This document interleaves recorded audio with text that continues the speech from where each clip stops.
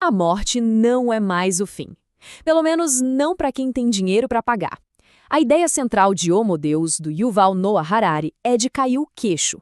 Para a elite da tecnologia, a morte deixou de ser um mistério e virou só um problema técnico. Um que precisa ser resolvido. Pensa só na galera bilionária do Vale do Silício. Para eles, envelhecer não é o destino, é um bug, um erro no nosso código biológico. A morte virou o último grande desafio da engenharia. A pergunta na cabeça deles não é se vamos vencer a morte, mas quando. Mas para a gente entender essa ambição toda, o Harari nos faz olhar para trás. Por milênios, a história da humanidade foi uma luta constante contra 3 pesadelos que dizimaram populações: a fome, as pestes e a guerra. Basicamente, a nossa história foi essa, uma briga sem fim pela sobrevivência. E quer saber? A gente venceu. Pela primeira vez na história, o problema não é a falta de comida, é o excesso. A balança virou de um jeito radical. Hoje, a obesidade mata mais do que a fome. É uma vitória tão absurda que virou um problema novo. E essa mesma virada de chave aconteceu com a violência. Hoje, o açúcar é uma ameaça bem maior para a nossa saúde do que a pólvora. E, de um jeito bem trágico, hoje em dia mais pessoas tiram a própria vida do que morrem em guerras, atentados e crimes, somados. Parece que a gente venceu os inimigos lá de fora, mas os de dentro continuam aqui. Então, o ponto é este. A agenda antiga da humanidade já era, está concluída. Fome, pestes e guerra deixaram de ser forças da natureza incontroláveis e viraram desafios que, bem ou mal, a gente sabe como gerenciar. A guerra antiga acabou. E isso nos joga na pergunta de $1 trilhão. Ok, nós vencemos. E agora? Qual é o próximo projeto da humanidade? Com tanto poder assim nas mãos, o que a gente vai buscar a seguir?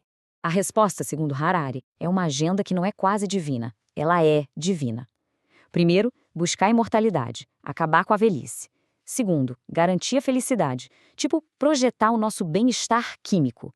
E terceiro, alcançar a divindade, basicamente virar Deus.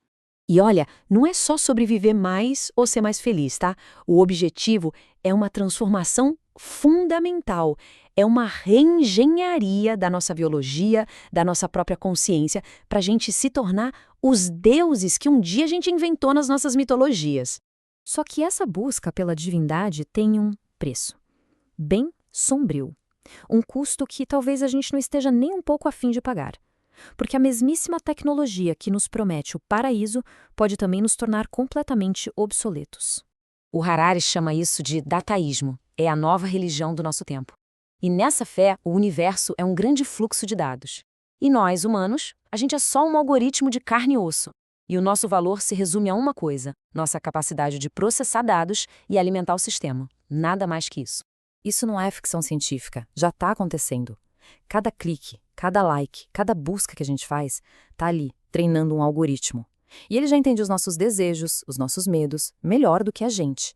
E já consegue nos manipular com uma precisão que, sinceramente, dá até um calafrio. As implicações disso são gigantescas. Pensa só, decisões que definem a nossa vida. Com quem casar, qual carreira seguir, quem vai governar o país. Coisas que antes vinham da nossa intuição, da nossa alma, vão ser terceirizadas para uma IA. Uma IA que, com base em dados, vai saber o que é objetivamente melhor para a gente. E é aqui que está o paradoxo aterrorizante de Homo Deus. A mesma tecnologia que pode nos transformar em deuses pode também nos tornar completamente irrelevantes. Na ânsia de criar algo para nos servir, a gente pode acabar criando nosso próprio substituto. Se uma IA pode fazer o mundo melhor que um ser humano, qual vai ser o propósito da humanidade? O que acontece com a nossa espécie quando a inteligência, essa capacidade de resolver problemas, for totalmente separada da consciência? E a conclusão do Harari é a seguinte: a evolução não parou no Homo sapiens. A seleção natural que governou a vida por bilhões de anos está sendo trocada pelo design inteligente. Só tem um detalhe: os designers não somos mais nós. A evolução simplesmente mudou de mãos. A cada aplicativo que a gente instala, a cada permissão que a gente concede, estamos entregando um pouco mais da nossa autoridade.